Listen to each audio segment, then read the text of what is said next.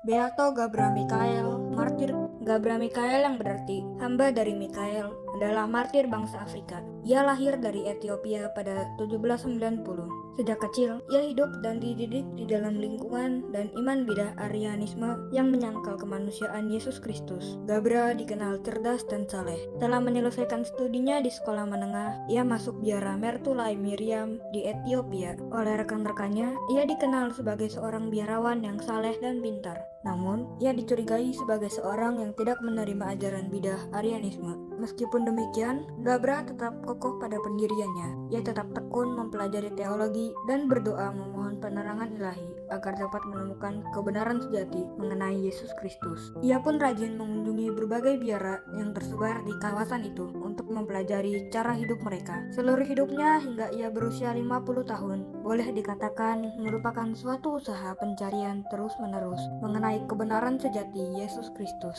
Ia menolak mentah-mentah apa yang diajarkan Arianisme. Sebaliknya, ia mulai lebih tertarik pada ajaran yang disebarkan oleh iman Katolik, bahwa Yesus Kristus itu sungguh Allah dan sungguh manusia.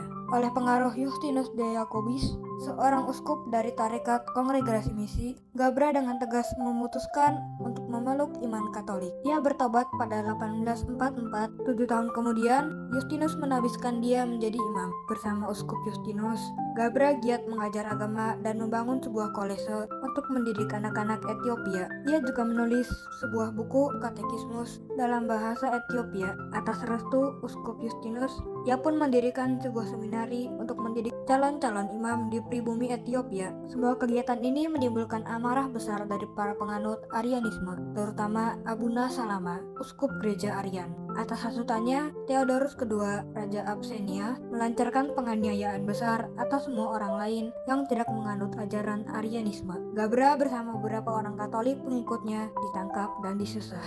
Gabra dipenjarakan di dalam sebuah kandang ternak yang sangat kotor. Tiap kali disusah, ia dengan tenang dan tegas menjawab, "Karena imanku, aku akan tetap melawan kamu. Namun, demi cinta kasih Kristiani, aku akan terus berbuat baik kepada kamu." Akhirnya, karena penderitaan yang ditanggungnya dan karena serangan penyakit kolera, Gabra meninggal dunia pada 28 Agustus 1855.